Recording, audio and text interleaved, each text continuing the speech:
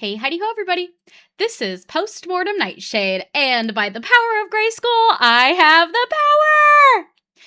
And I'm sure by my intro, you've already guessed that we're talking about Masters of the Universe. Based on the popular cartoon from the 80s, this modern day live action retelling was directed by Travis Knight and stars Nicholas Galitzine as He Man and Jared Leto as Skeletor, He Man's main rival.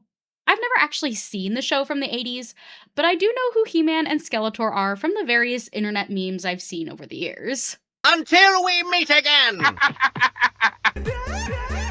Needless to say, though, I'm not super familiar with any of the characters or the lore. So I would consider myself a casual audience member that went in this evening to see He-Man and Skeletor duking it out with magic, swords, and abs. As far as the movie as a whole is concerned, there was a lot I liked about this film, and also a lot of elements I thought fell flat. The best part of the movie, and oh my gosh, you guys, this pains me to my core to admit, but Skeletor was easily the best part of this movie. I personally am not a fan of Jared Leto, and I don't think that's a unique opinion, but I do love Skeletor, and I was so devastated to learn that Jared Leto would be playing such an icon. But the performance was spot on, and the writing for his character was actually super funny. I actually ended up laughing a lot. The CGI and animation on Skeletor was some of my favorite CGI I've seen in recent memory. It was so dynamic and expressive, so really, I think half the credit for the performance goes to the digital artists, but alas, the movie was worth seeing for Skeletor alone. The soundtrack and score went well with the movie, and at several points, the style this film was going for felt very much like a James Gunn film. The third act fight scene between Skeletor and He Man was also pretty cool. It has this very unique dynamic look to it, so when you go see the film, you'll probably know what I'm talking about. I only wish we had gotten to see more of it throughout the rest of the movie. A lot of the production design felt very green screen, however, I did think the production work on Skeletor's lair was really cool to look at. Now, on to some of the things that didn't quite work for me.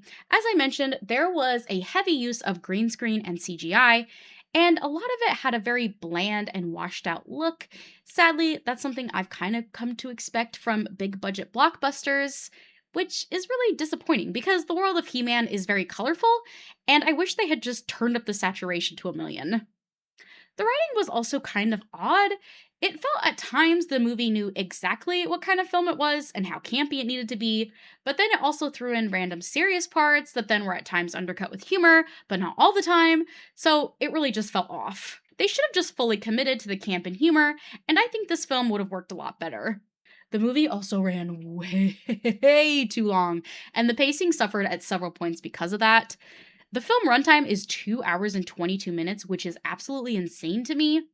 Underneath somewhere, I think there is a really tight hour and 30, maybe hour and 45-minute cut of this film that would have been so much better. The movie also struggles to know what to do with its female characters. They feel so soulless and they don't really get much to do except stand to the side and look pretty. The most interesting female character is Skeletor's sorceress, and even she doesn't really get that much to do. The Green Tiger was also such a throwaway character, which felt like a letdown because the talking Green Tiger is really cool. So I think some reworking around the writing on the side characters would have helped flesh out the dynamics and intrigue of the world of Eternia as a whole.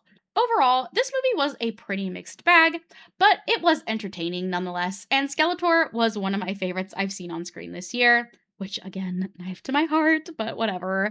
So, on my scale, this movie gets a hey Heidi okay.